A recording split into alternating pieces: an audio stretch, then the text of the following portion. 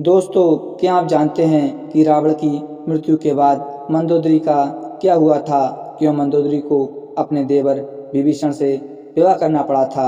आइए जानते हैं। रामायण में मंदोदरी की पहचान लंकापति रावण की पत्नी के तौर पर बताई गई है।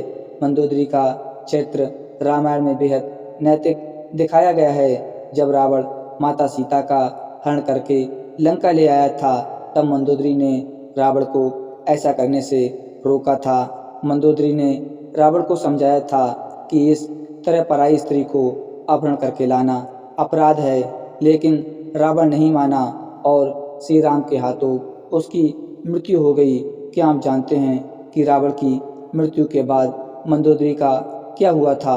क्यों मंदोदरी को अपने देवर विभीषण से विवाह करना पड़ा था? आइए जानते हैं। एक कथा के अनुसार लंका में दो ही लोग थे जो सीता हरण के खिलाफ थे, एक मंदोदरी और दूसरे विभीषण।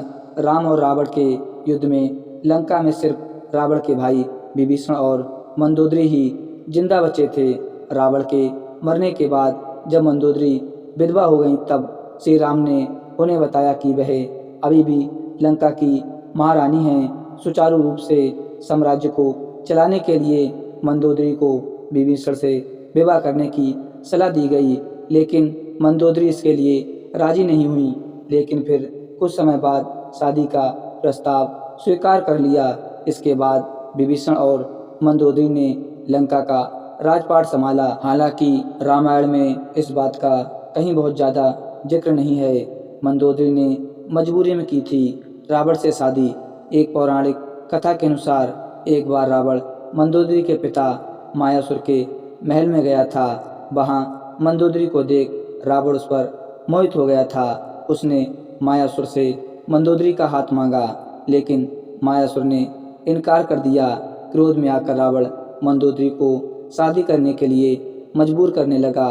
मंदोदरी जानती थी कि रावण उसके पिता से ज़्यादा शक्तिशाली है, इसलिए मंदोदरी ने रावण के साथ रहना ही स्वीकार कर लिया। रावण से शादी करने के बाद उसने दो पुत्रों मेघनाथ और अक्षय कुमार को जन्म दिया था। कौन थी मंदोदरी? पुराणों की एक कथा के मुताबिक मधुरा नाम की एक अप्सरा कैलाश पर्वत पर भगवान शिव की तलाश में पहुंची।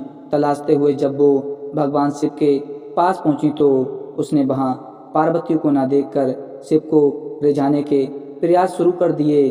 जब कुछ समय बाद वहां पार्वती पहुंची, तो उन्होंने मधुरा के शरीर पर भगवान शिव की भस्म देखी और वो क्रोधित हो गईं। पार्वती ने मधुरा को श्राप दे दिया कि वो 12 साल तक मेढक बनी रहेंगी और कुएं में उनका वास होगा। मधुरा को अपनी गलती की कीमत चुकानी पड़ी थी और इस तरह मधुरा का पूरा जीवन कष्टमय शुरू हो गया था। जिस समय यह सारी घटनाएं घट रही थीं, उसी समय कैलाश पर असुर राजा मायासुर अपनी पत्नी के साथ तपस्या कर रहे थे। दोनों एक बेटी की कामना के लिए तपस्या कर रहे थे।